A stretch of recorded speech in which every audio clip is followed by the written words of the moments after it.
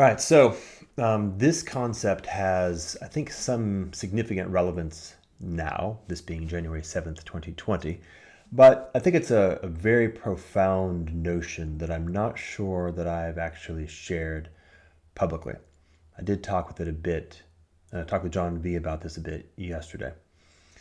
So the toolkit that's going to be helpful here is from the evolutionary theory toolkit. So things like fitness landscapes, hill climbing, valley crossing, and I'll recapitulate that.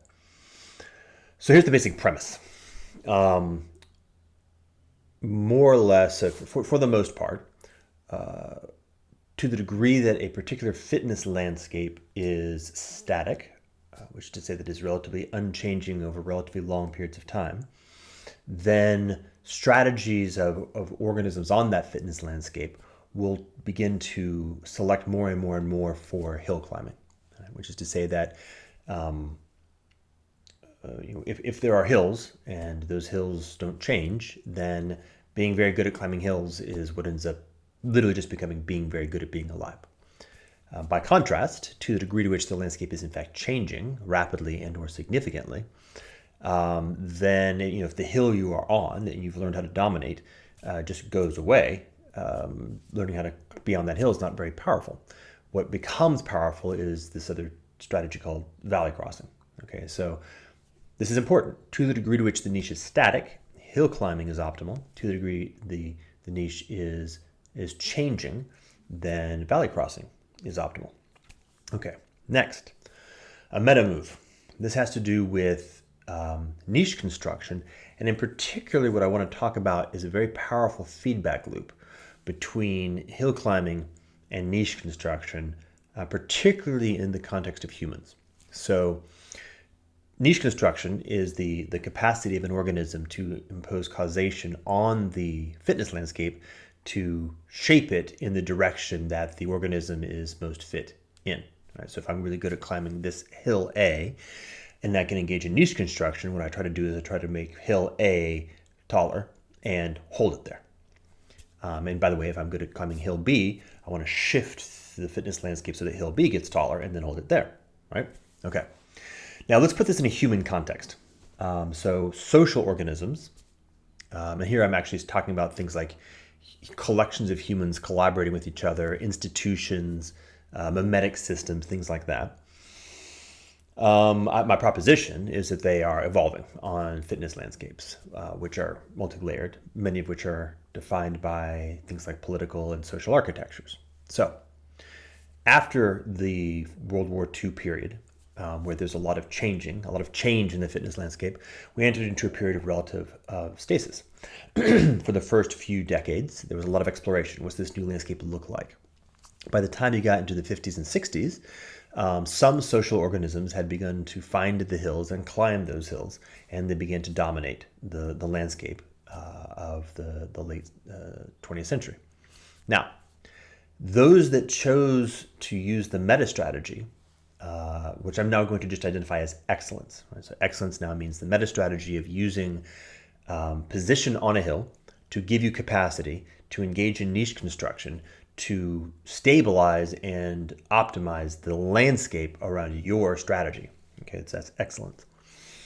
To create something which was known as the Great Moderation. This was this ability to use things like governments, regulatory agencies like the Federal Reserve to modulate the economic cycles and the financial cycles so that they didn't change, right? To keep it static. And of course, that inures to the benefit of those social organisms that had learned how to dominate the local hills of that period. Okay, so that's that. Now, what I want to do is shift to more of a history and maybe military mode. So let's take a look at the Spartans. We enter into a scene where a new technology called the phalanx has emerged onto the scene of military conflict, of violence. And it's a very powerful shift. A fitness landscape moved, and there's this new hill, and it was a tall hill. The Spartans selected for optimization for that hill. They became really, really good at phalanx. And because the hill was quite high in the context of the military context that they were in, they began to kick everybody's ass, right? They were selected for, they were fit in the context of that particular social milieu. Okay, and then we had a change. We had, if I recall correctly, the Thebans innovated a new technology in military conflict, something that had this sort of shift in the nature of the phalanx, and that broke the structure of the phalanx. And the key here is change, innovation, and Sparta, which was this sort of high optimized for the phalanx social organism, was relatively fragile to that shift. Okay, now, and there's a mythopoetic, the David and Goliath story I'd like to propose is something like the moral remembering of that deep insight. It's like, hey, Goliath represents the sort of the essence of a social organism which is super highly optimized for a particular form of violence. In Goliath's case, it's hitting you with a sword, I would imagine. David represents not the kind of the concrete sling, but the general notion of innovation. Right? If you are toe to toe with a peak predator, change the landscape. Right? That fundamental notion of innovate. And what I would propose is that in the sort of period of time around Sparta in that range, there began to be a new form of meta strategy, which is to say that when you've got a dominant hill climbing, dominant excellence strategy, but you're aware of the fact that there is going to be innovation at the edge to some degree, right? It's happening fast enough that it's not just sort of you can't just sort of ignore it forever.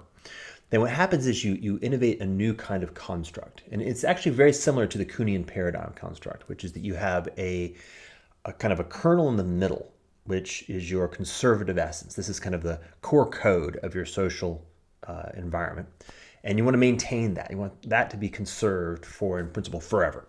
And then what you do is you have two layers on the outside. You have the outermost layer, which is in fact the innovation layer. This is trying to actually engage in a certain degree of change in the exterior environment.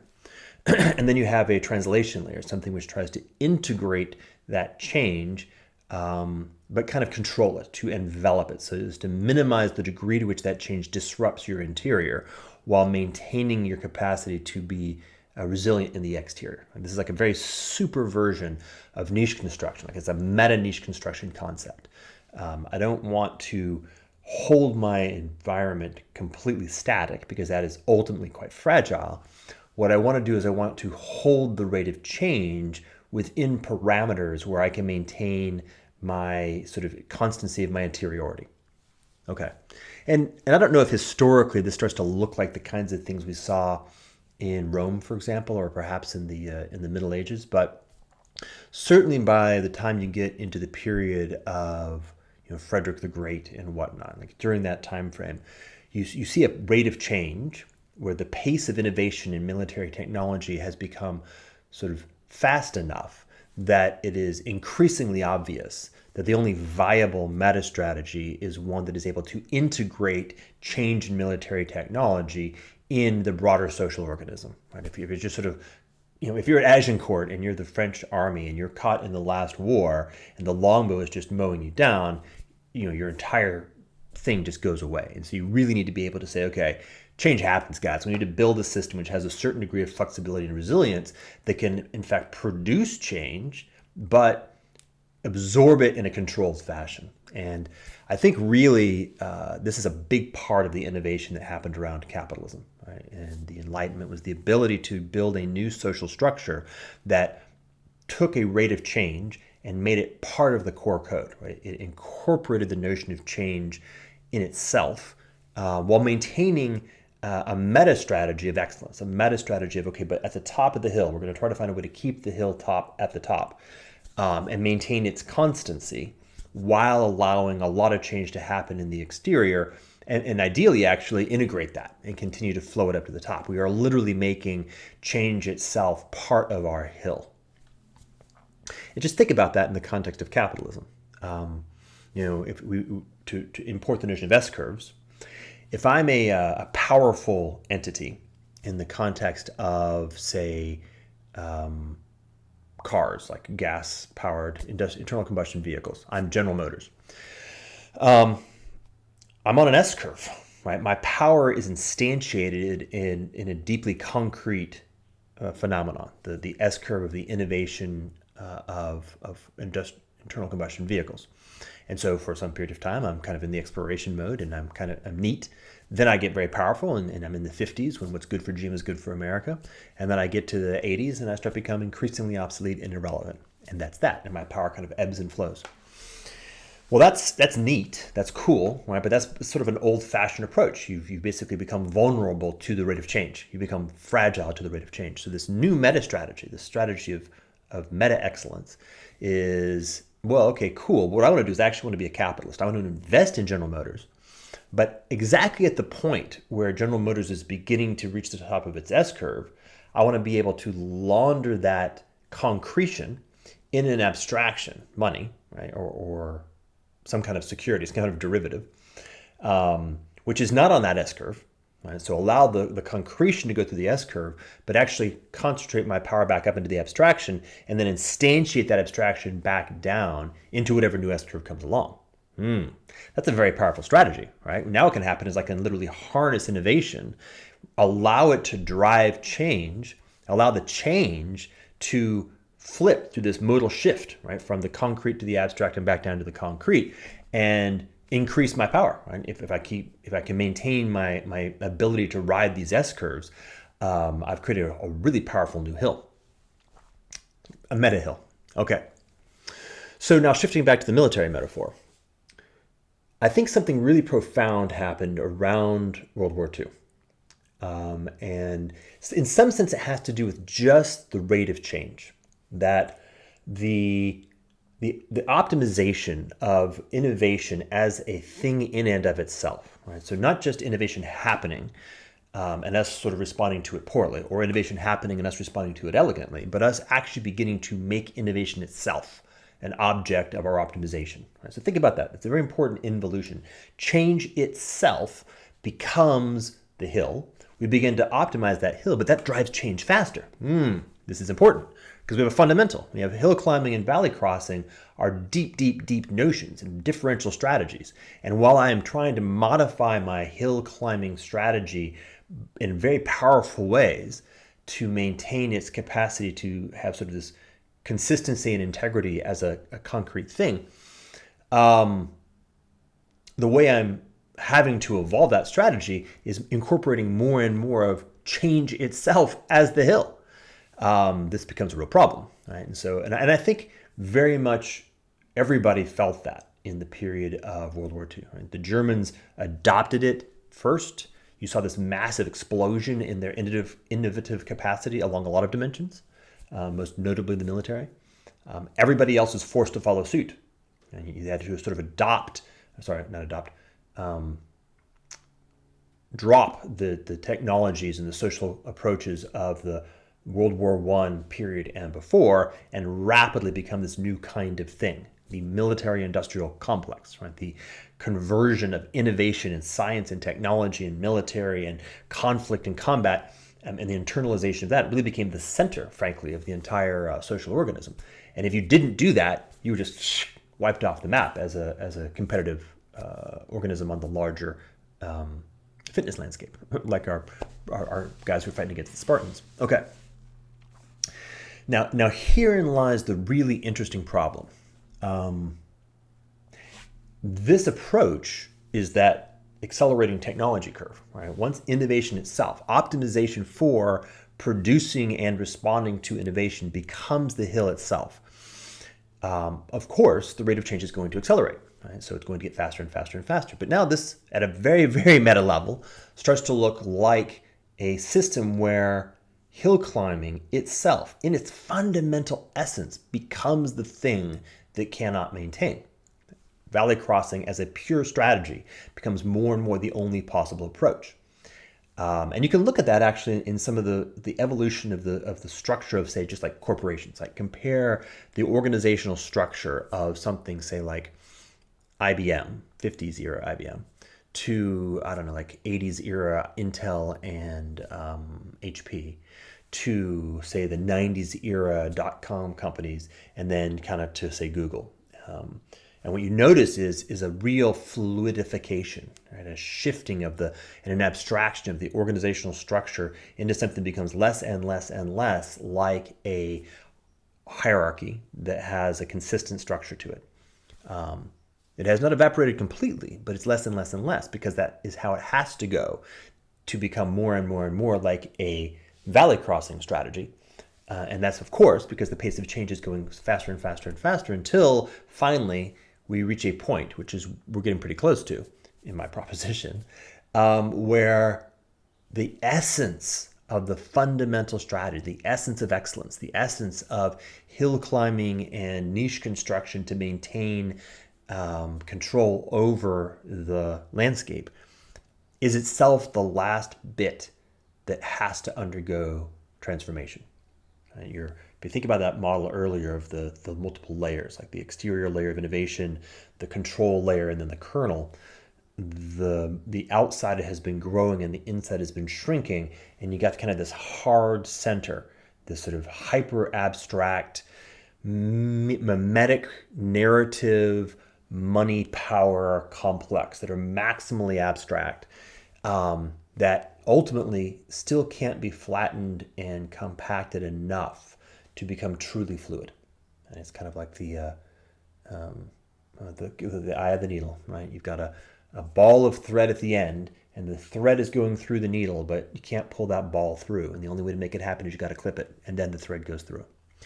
And what I would propose is that this is a very good model for understanding where we are. It's also a very good model for understanding where we go. If you are currently operating in some variation of the excellence strategy, you're going to be at the very late stages of it for sure. And the challenge is going to be the ability to respond to rates of change, cross-product with the necessity of accelerating rates of change, cross-product with maintaining the integrity of your interior structure. And my proposition is that there exists a series of approaches to interior structure, which I would call sort of organizing principles for collective intelligence, that are on the flip side. It's a new meta strategy. It's a meta strategy that is premised on valley crossing at its essence, that are simultaneously better at innovation and at responding to innovation without breaking. They're simply more fluid in nature. They're like water, my friend. And that as the pace of change begins to move through where we are, and it's we're very much in the sweet spot where it's beginning to show evident signs that hierarchical structure and structures where communication pathways are relatively hardwired, and there's formality, formal structures are the kind of the essence. Even though they're hyper abstract, they're still like there and the signature of the event. And this new mode, this new form of organism, which is valley crossing in its essence, begins to select for itself. It begins to realize that, this is a bit of an accelerationist premise, that increasing the rate of change is in its benefit and is fundamentally, intrinsically antithetical to the dominant social organisms of excellence that have controlled the social environment now for a very long period of time. Which just means turn the temperature up, make the water hotter. And you should expect to see these legacy structures start to show signs of breakdown, show signs of loss of cybernetic control and feedback, for example. This is sort of the Julian Assange premise. And they'll have to have shorter command and control chains, which of course decreases their agentic and perceptive surface area. And this begins to tip the scales in terms of what the conflict looks like. This is Thebes versus Sparta. But it's a deep, deep Thebes versus Sparta. And we're talking about something which may in fact be novel in history for the first time ever. The meta strategy of meta valley crossing, which I will now call remarkableness, to contrast to excellence, becomes dispositive. It becomes the thing that fundamentally outcompetes excellence as a meta strategy. All right, well, I hope that lands.